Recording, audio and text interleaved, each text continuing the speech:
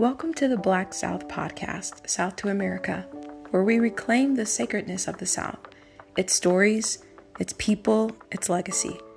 This podcast is inspired by Dr. Imani Perry's award-winning book, and we encourage you to pick up a copy. In Season 1, we're taking you to Durham, North Carolina, through the voices of community builders creating space for Black flourishing. Let's get into it. Well, Dave, thank you so much for being with us on our South to America podcast. I'd love for you maybe to introduce yourself and maybe to start by saying, who is Dave Crispell? Yeah, Dave Crispell, who is that? That's a great question. I'm a father of two, a husband to one, a human to two dogs. I am a son to Pat and Gary, a brother to Mark and Peter. I am of French Huguenot and German descent. My people on my father's side came across during some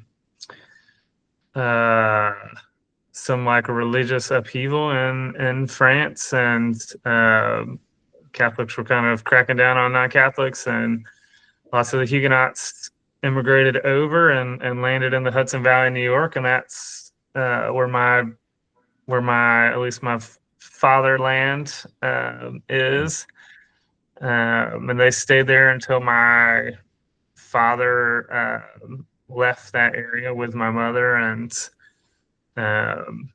they settled in North Carolina eventually. They kind of had a roundabout way, but they ended up here, and so I'm a born and raised Durhamite, a proud North Carolinian. I left to never come back, and sort of almost immediately realized that I wanted to be back, and that I have a deep love for this place and people. As both a North Carolinian and a Durhamite, there's just I found there was no place like home. So along with all of that, I'm also the co-founder and executive director of Jubilee Home, where we serve individuals with justice involvement with supportive housing and wraparound supports, and Little League coach, and community member and neighbor, and all the other ways you can identify me. Yeah. And that's me. I hope the Little League season's been going good. I have some friends here in Phoenix who are Little League, and they've been having a tough season.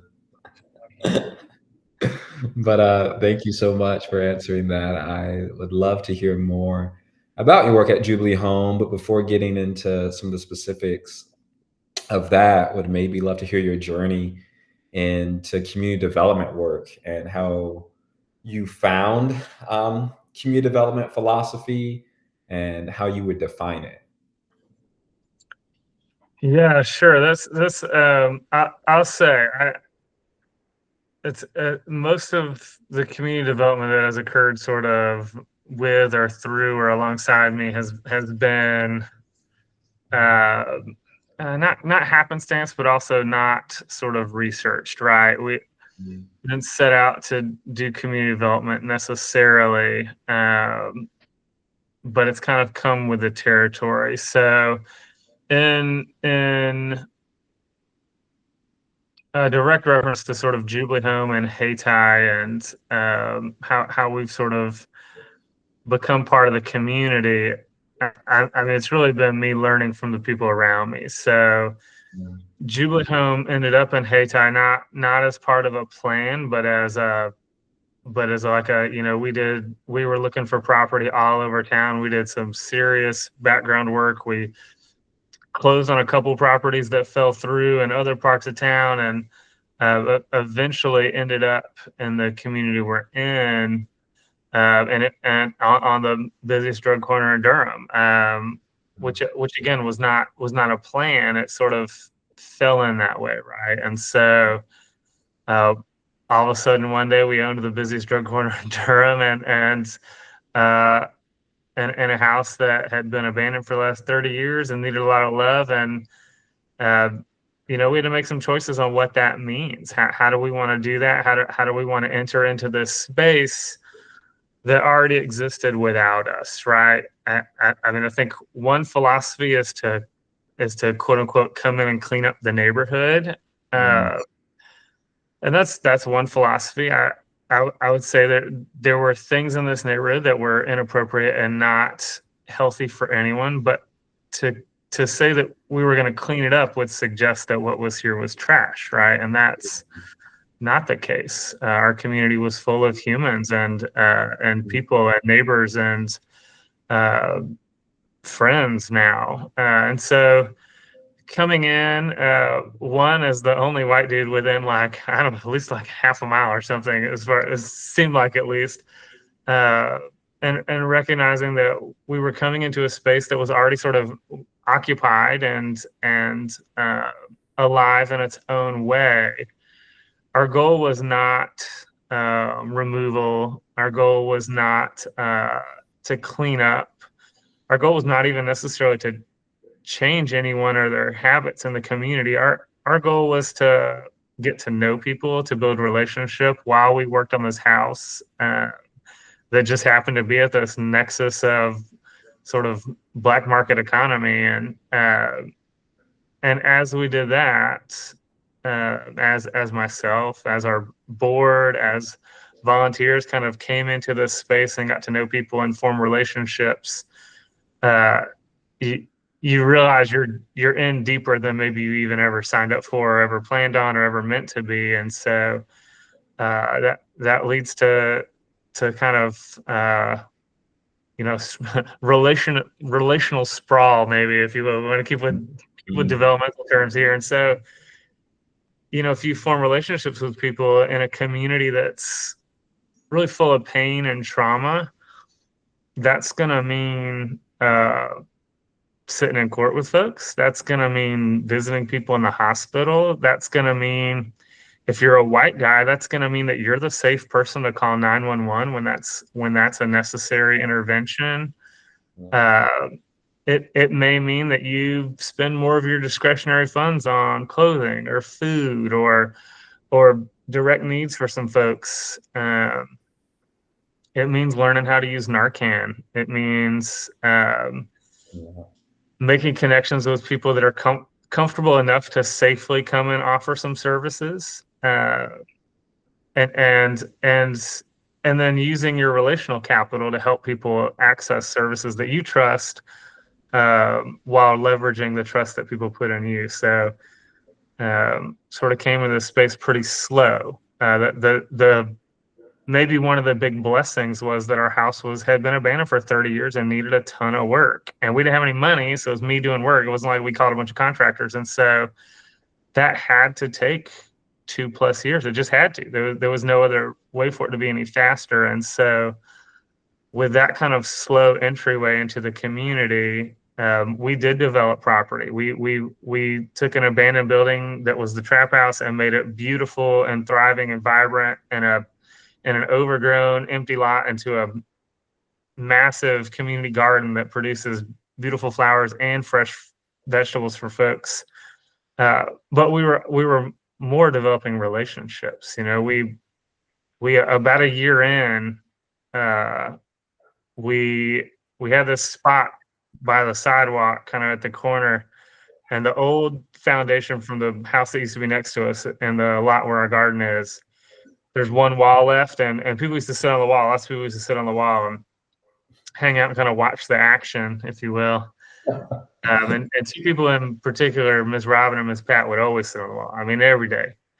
They would sit on the wall and they would drink beer or some malted beverage of some sort pretty much every day, and throw their refuse down kind of where our garden is now. And every morning I would go out and I'd clean it all up, and I would come chat with them in the afternoons and stuff. And relationship was fine, but every morning I'd be like, God damn it! Like, I'm cleaning up these cans again. Like, this is ridiculous. Yeah. And so initially I probably tried some poor strategies. I would guess, I mean, I don't remember these exactly, but I probably used some like sarcasm about people throwing their beer cans all in the same place. I probably used some like privilegey, like what the hell? Like I try to, we try to have nice things around here for folks, and that's how it gets treated or whatever. But the truth was, there was no trash can. Like there was no option. Where are people going to put trash? People aren't going to carry their trash around all day if there's nowhere to put it. And so, Yeah. once like reality actually struck, and I got over myself, we put a bench in, and we put a trash can next to it, and incredibly, people sat on the bench and put their trash in the trash can. Right? Real next level stuff right there, right? Just absolute design genius. And when you treat people like they're humans with human needs, like comfortable seating, like trash, it often can become reciprocal, and that's what we saw. Is like when we were open to the community with human needs, and we were open to hearing and seeing those needs, and understanding how we could be a part. The neighborhood, responded in kind. This is, maybe I shouldn't laugh at this, but I laugh every time I think about this. I laughed in the moment too. This one time, not too long after we put the bench and trash can in, this kid rode in on his bicycle. He's probably, I don't know, he's 18, 20, something like that. And he came around the block and he wanted to get some dope on credit. Yeah. Well, like, you can't get dope on credit unless you like have, established that you're around here and that you're not gonna get some dope and leave. So he probably should have walked instead of been on a bike, first of all. But no one would sell him dope on credit, and he was pissed. And so he was riding back out of the corner, and right when he got by the trash can, he like kicked it over, and he was like cussing everything. Well, like 4 or 5 people like jumped on him about kicking over the trash can and started like wailing on him. And I had to go like, no, let's let him be. It's fine. And I appreciate the respect you guys show for this trash can and our efforts to have a little bit cleaner place, but like we also don't need to beat a dude down about this. But it was so funny to me that like this trash can is a symbol of like respect and like mutuality, right? We all need some of our trash, and it's like a trash can is like a pillar of functioning communities. We just don't like think of it that way because we always have them, and so when this guy disrupted that pillar, he paid the price. I'm sure he had already probably said some stuff when he couldn't get credit, but it was just such a like great picture of like, oh, like when you come into a space and are open to the people who are already here and willing to learn and listen and be a part, like people will respond to that. People will be open and maybe even protective of you in some ways. And so it's just like a somewhat humorous, but also really like powerful way that I like recognize like, oh, like, I mean, thank you guys that you would feel the need to beat somebody down for my trash can. And also, like, right, we probably just don't need to do it quite like that next time. That's awesome. It seems like it's been such a journey from you being in the community to that, to now all the work that you do through Jubilee Home and all the services that Jubilee Home offers. So maybe talk a little bit about that. I'd love to hear what are all the services that Jubilee Home offers now, and what's the hope for the future? Yeah, sure. I'll do my best here. We got a whole staff, and so sometimes I don't even know the stuff we're doing. But so now Jubilee Home has grown. We have 3 properties in the same community on this corner. That is no longer the busiest drug corner in Durham, and in fact, it's one of the more quiet, almost suburban-esque corners in Durham now. Which is sometimes shocking and sometimes lovely, and always beautiful. But and so in those properties we offer our sort of bread and butter offering is transitional and supportive housing. So what that means is for folks with justice involvement, if they're coming out of incarceration or been kind of cycling through the jail and need a stable place to land, they can end up at Jubilee Home. And when they come here, they're going to be kind of surrounded by a staff who's working really hard to be on their team. So they'll do an assessment, figure out kind of some of their goals they want to accomplish while they're here. We let you answer that. We may supplement some of your goals a little bit, try to beef them up, but for the most part, we're listening to what you want, and then that's going to guide how we support you. There are some sort of have tos, right? Like we got to get a birth certificate, we got to get a social security card, we got to get a state ID. We got to make sure that there's a way for you to eat. We got to make sure there's some level of income for you to be able to live off of when you leave here. Be that a job, be that disability, be that social security benefits, whatever kind of your own situation is. But alongside that, we're really working to meet your needs and your goals. And so that's our main focus, but that looks like all kinds of things. And because we've entered into a community that also is pretty high needs, we've also sort of accidentally, I mean intentionally, but not, again, this wasn't like part of the business plan or something like that, become a community hub for our neighborhood. So what that means is maybe you don't have an address because you're unhoused, but if you know Jubilee Home, you write down 404 East Homestead as your mailing address for everything you do, because if a mail comes here, we're going to find you and you're going to get your mail, or you can stop by and grab it. It means that we have water, feminine hygiene products, harm reduction materials like Narcan, condoms, alcohol pads, got our basic medical supplies. We have all those. Folks can knock on the door and ask, and sort of no questions asked, they'll get what they need. And we have an open door policy if you are ready to not be out here grinding anymore, if you're tired or if you're hurt, like like if it just has gone really poorly recently and like you're at the end of your rope, we're ready. Like we're ready with resources, we're ready with support, we're ready with non-judgment to sort of begin a journey with you, to get you where you need to go, even if that's not Jubilee Home. We're not real concerned if Jubilee Home is the perfect place for you or not. If it's not, we're here to find another partner agency that's going to house you or meet your needs better than we can. And so we kind of operate in a bit of a community hub space. We're like, the phone. I'm trying to think of some of the other assets we have that folks can utilize, but that's how we exist kind of in our community. And support looks like all kinds of things, especially for our residents. You hit the door, you're going to have all your basic needs kind of ready for you, ready to welcome you in. You're going to go get whatever meal it is that you've been thinking about while you've been locked up. Like that's going to be in your lap by the end of the day.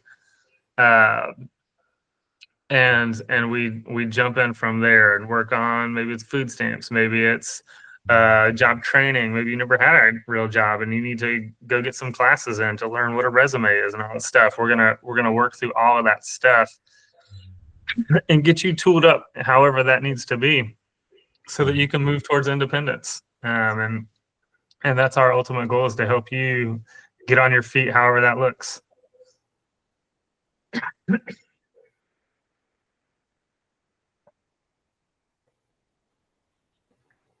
That's good. I'm curious. I'll ask this question before asking the one about Hayti, based on some of the things you're mentioning. Are there any stories or any lessons that you've learned from the folks that you've worked with in community and the people that you've served through Jubilee Home? Have they impacted you in any way, or is there something that you've learned from them? Oh boy. We don't have that kind of time.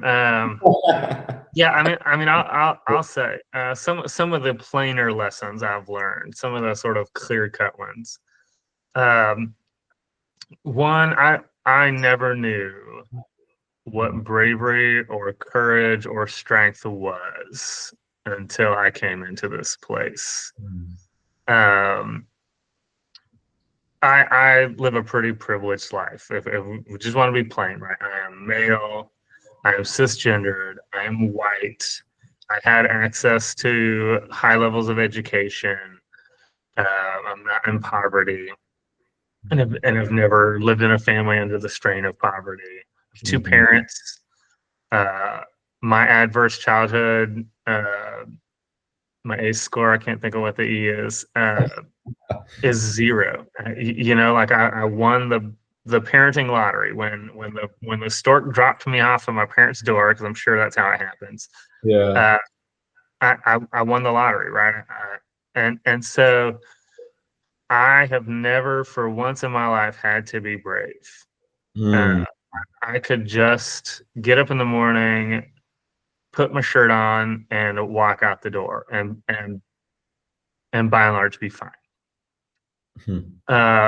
So many of the folks I've gotten to know, so many of the relationships I've built here are from people that have to claim their own dignity every second of every day, have to assert their own will to live every second of every day, have to pick themselves up. One day I was out here, this was before we had the house open, I was out here painting, and I was up on a ladder. I was almost 2 stories above the ground, and I was above our brick staircase that you walk in when you come in the house. And so I was up on a ladder painting the fascia white, and this car pulls up to the house on the other side of the corner, and sticks his hand out the window and unloads his clip into the house. Wow. And I'm 100 feet away. On the ladder, I'm close enough I can literally see his finger go for each trigger pull. And it's one of those times when the whole world kind of slows down, right? You get to appreciate how fast your brain can actually process material in these moments, right? And I'm standing there, and I look down. I recognize that I cannot jump off this ladder without really hurting myself. I look over and see that my dad, who is painting with me, has protected himself and is good. I don't need to worry there. And I look at this car, this maroon Lexus coupe, and I factor in that it is facing my direction, and that it will leave the neighborhood by driving by me. Yeah. And that if it cares that I'm a witness, that I'm in mortal danger, right? Yeah. And the truth is, he drove off. He unloaded his clip, drove off, as he was always going to do, sped off. He didn't give 2 shits about me, right? Because, why would he? Maybe that's something I've learned too. Maybe I've learned a little humility about my insignificance in the world. And so I get down, call the police. I've always been very clear with everyone in the neighborhood. I'm not going to call for many, many things, but I will always call for shootings. No matter what happens, I'll always call for shootings. And so, police come, we give our statements, tell them what happened, all this stuff. And it's about 2:00 in the afternoon when the police leave. No one was struck. No one was, this is something my white ass didn't know, but no one gets hit. The police just really don't care about a shooting that much. They just have other things that they worry about. And so, they pack it up and get out of there. And so it's about 2 in the afternoon. I think my dad is packing up and leaving, and I'm like, yeah, that's it for me. That's whenever I'm 100 feet from a shooting, I'm gonna call it a day. And so I get in my car and I back out of the driveway, and I start to pull off, and I look. This is when we had a pretty large unhoused community on Dawkins Street, back kind of near where our garden is. And I look, and our neighbors are picking up all their folding chairs and camp chairs and everything they use, and putting them back where they were, and getting comfortable again, or as comfortable as they can be there again. And I had to really reckon with the fact that I get to leave. that I have a choice to stay in this area where I was just traumatized, where our whole neighborhood was just traumatized.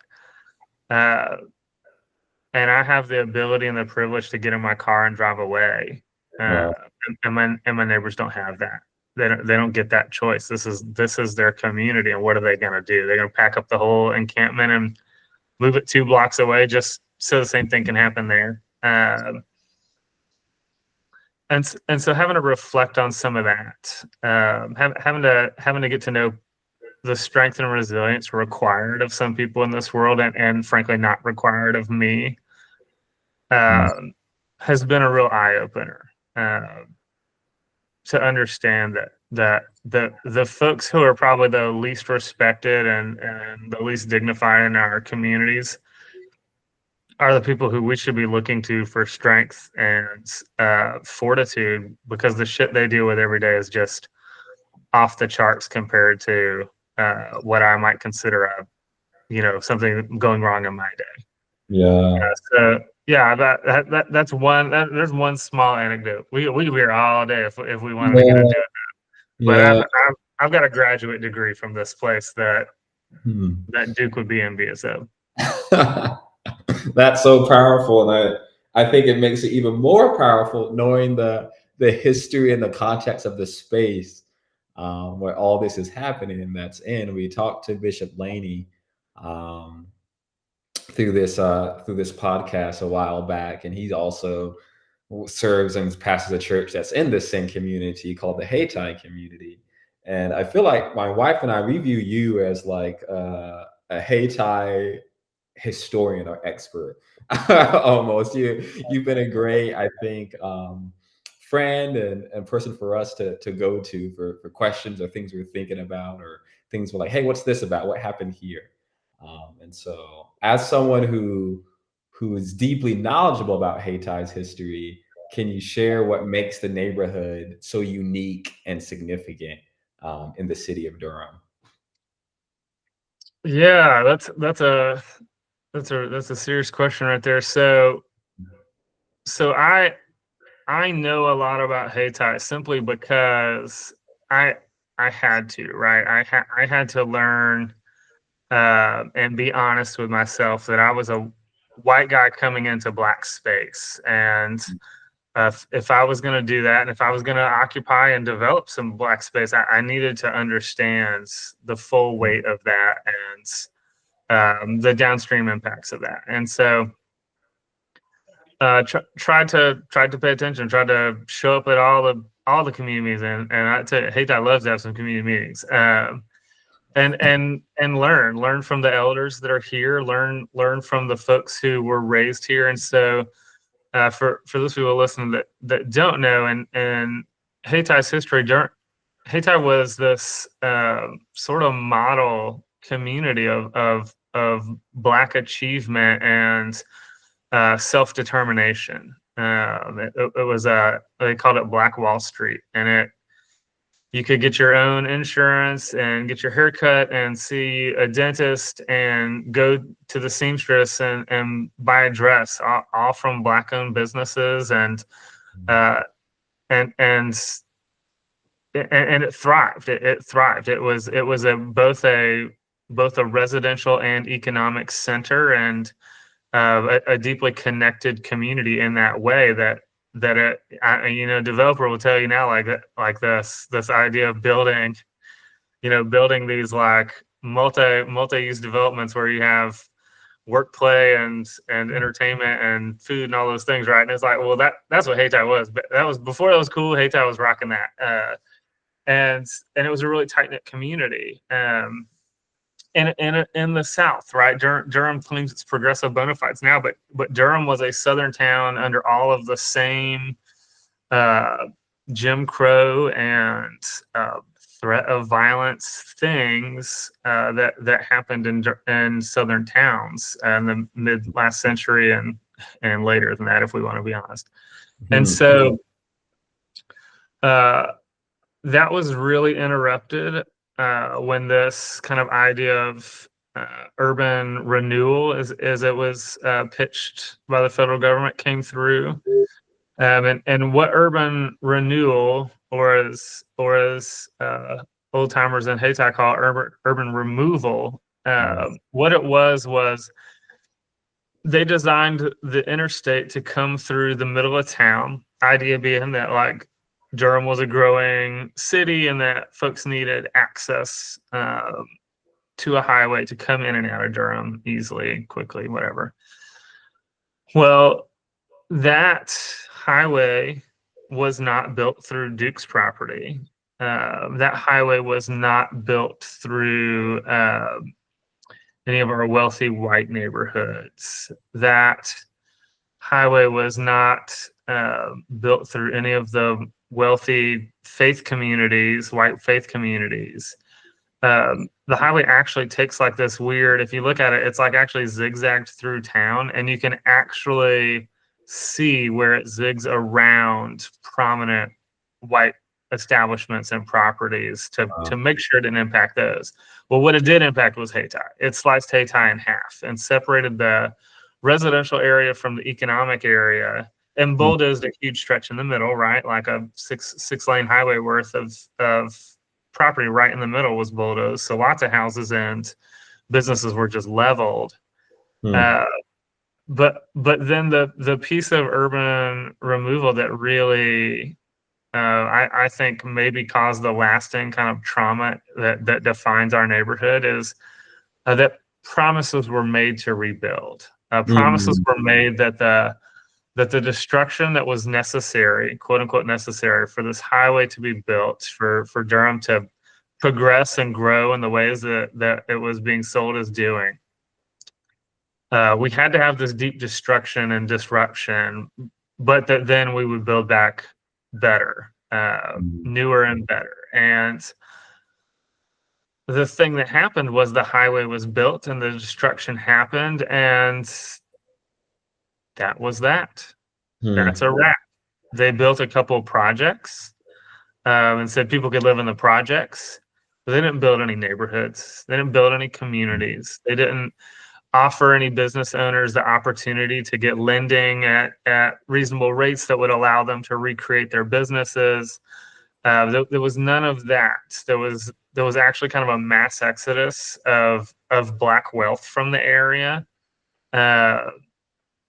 And so Hayti carries this really big wound, this really big, both physical scar in the shape of a highway, but a really deep embodied pain of what was and what feels like can never be again. And so our neighborhood's kind of defined by this hurt. And the deception that went into the hurt, right? Like it wasn't just white people doing Black people wrong. That, like that would have been part of the expectation in that day. That wouldn't have been a shock to anyone. That it would have still hurt, but no one would have been caught off guard. But some of the biggest backers of urban renewal were some of the standards in the Black community, and when they removed their wealth after this devastation, and the white people completely backed out of their promises, which were probably given in bad faith in the first place, this neighborhood has literally never recovered. It's what allows something like the busiest drug corner of Durham to exist, right? Is disinvestment and abandonment and letting a place exist as a shell of itself. Yeah. And so that's what has happened, and it at least is being acknowledged now and spoken about plainly, which I feel like probably didn't happen for a while. Wow. I feel like so many folks sometimes in the community development world that focus on the people, on like how do we help develop the people, sometimes forget about the story of the land as well that they're on, and what's it look like to be part of the land's development and all of that as well. And so I think the last question I have for you is, looking ahead, how do you see Hayti evolving, and what impact do you think future development will have on the neighborhood? And then your own work as well at Jubilee Home. Yeah. So as is again pretty common in at this kind of moment in time, is development is kind of on fire in Durham in general, but in Hayti in particular. And so Mm. it's a pretty relatively small community, but it's stacked in between downtown Durham, and which is kind of a bustling, growing place, and North Carolina Central University, which is one of the more prominent HBCUs in the country, and carries a deep history, and is a it's a full-on Division I school. It's its own economic driver and kind of beautiful landmark, and so that makes Hayti really valuable property, right? Mm. It's very conducive to development and to economic investment, and in some ways, I'm still blown away that it hasn't been cool sooner. Frankly, it's a beautiful place. I mean, I feel so fortunate that we were able to kind of fall into this place. I mean, we can walk to the library, we can walk to one of the biggest parks in Mm. Durham. We can walk to almost anything we need. The only thing we're missing is a grocery store, and Mhm. we are in a food desert. But the neighborhood itself is about to kind of flex under some developmental pressure, and we'll see what that means. So Hayti kind of exists along what we'll call the Fayetteville Street corridor. Fayetteville Street's kind of the main road that leads from the downtown in the north to central in the south, and on to sort of southern Durham. And in that corridor, there are two plots, kind of large plots of land that are currently undeveloped, or have been developed in the past and then abandoned and sold. And so one of those is borders on the highway, this deep scar, and right on the edge of this, quote unquote cool downtown. I mean, I think it's cool. I don't know why. I don't need to say quotes, but um, and a developer purchased this couple of blocks property for something like $60 million or some insane number like that. A number high enough that like literally most of Hayti could probably be purchased with that one number. But they bought this block, and they intend on investing $500 million into Wow. these two blocks to develop them. Wow. And I don't say that with any sort of um, antagonism towards the developers. They're developers. This is what they do. They purchase strategic property, and they develop it for the maximum property. What they would say is best use of the land, which I would argue the most valuable use of the land is not the best use all the time, or Mm. even most of the time, or possibly even ever. But potato, potato. Uh, so they're going to bring this development into Hayti. They have been pretty plain in community meetings that they're moving forward. That they invested so heavily in these properties that they're a little stuck. They can't make it affordable housing. They can't make it space for a local barbershop. They need to max out. They need to do these life science buildings that they can rent for thousands and thousands of dollars a month. They need, luxury apartments. I don't know if that's part of the process. They need more than retail. They like really, they have to capitalize on this. They've invested so much. Mm. So that's going to put some serious pressure on the community. The community is kind of fighting as best they can. They've shared their dismay and how incongruous it feels with the history and the state of Hayti at this time. Mm. But at the end of the day, developers are going to develop that property. Maybe they're going to tweak it. Maybe they're going to try to meet the community, but they're going to develop it. That's going to open the doors. I'm going to say this as a white person of a certain level of wealth that has entered into Black space. When white folks enter into Black space from a development standpoint, Mm. it opens the door to the next white person.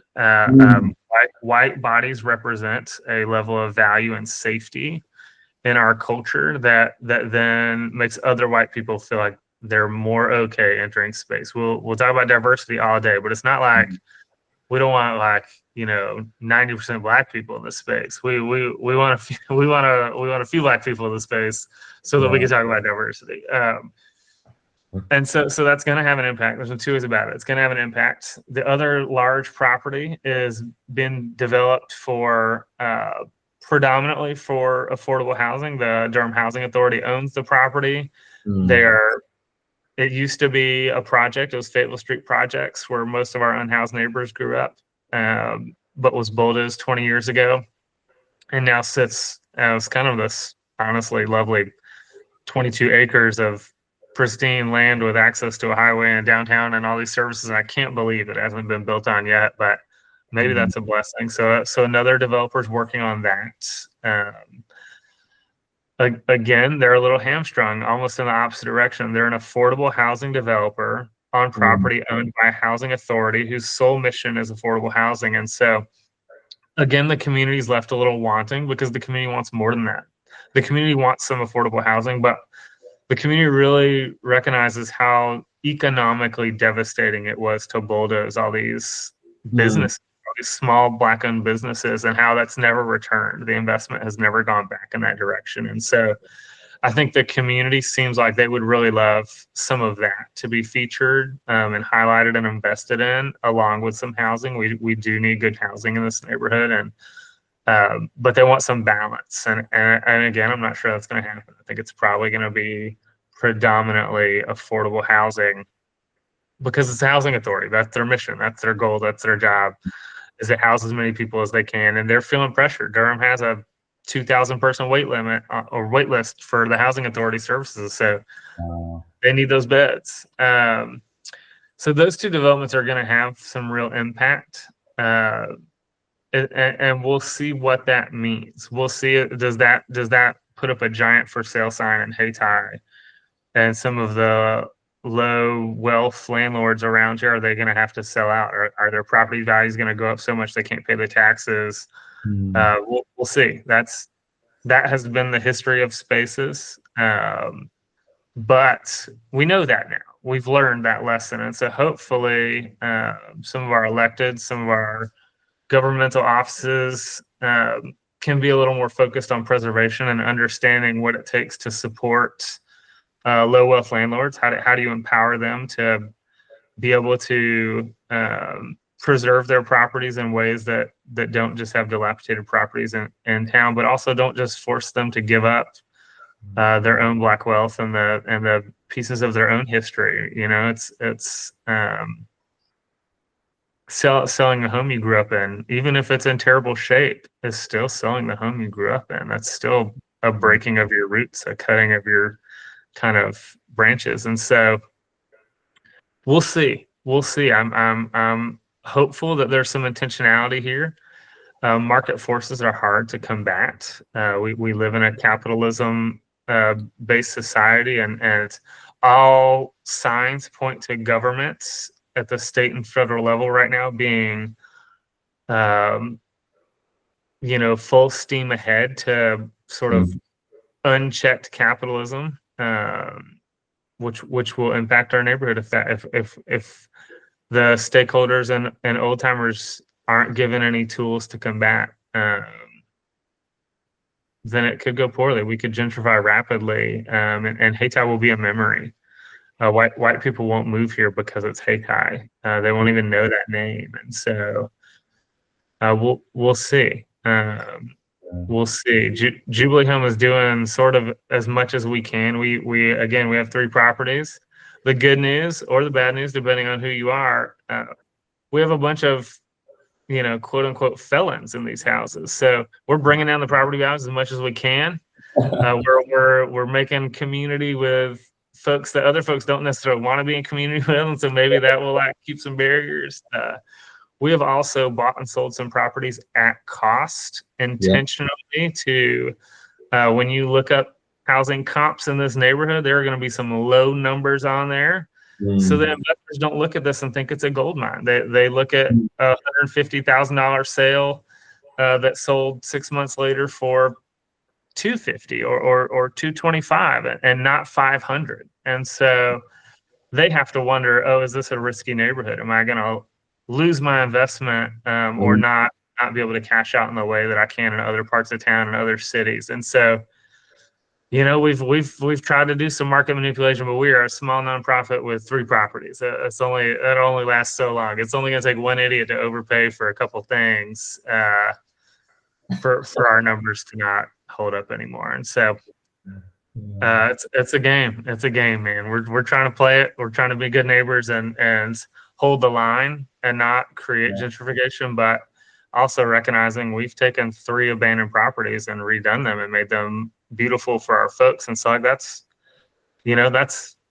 increasing gentrification. If you make a place beautiful, people will want to live there, and that will increase the market stresses on that. And so I don't know if we're winning or losing, Kendall. I don't you're strategic while also demanding that this is a beautiful place that deserves beauty. And so I don't know if we're right or wrong. I won't claim to take the moral high ground. We're doing the best we know how. Yeah.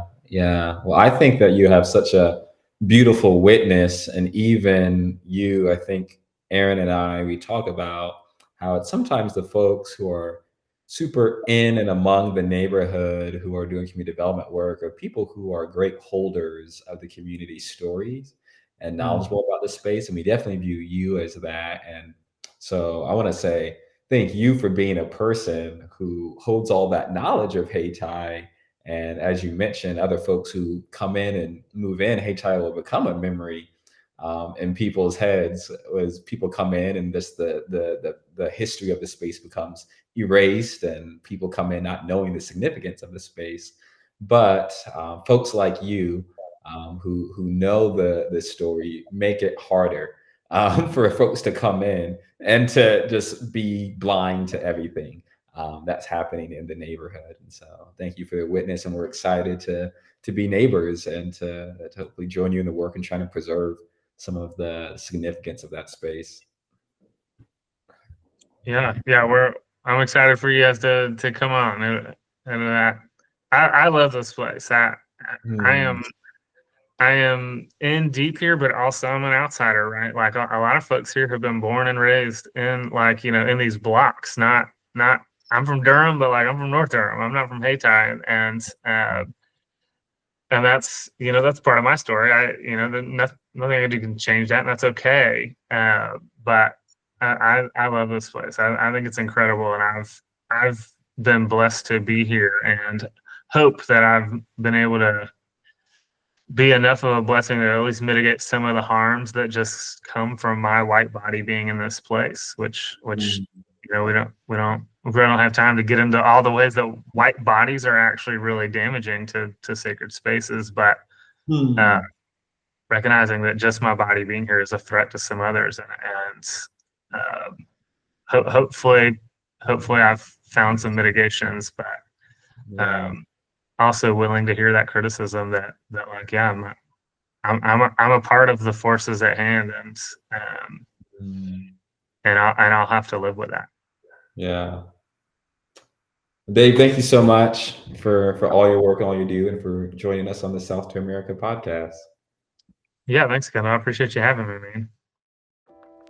That's a wrap for this episode of the Black South podcast, South to America.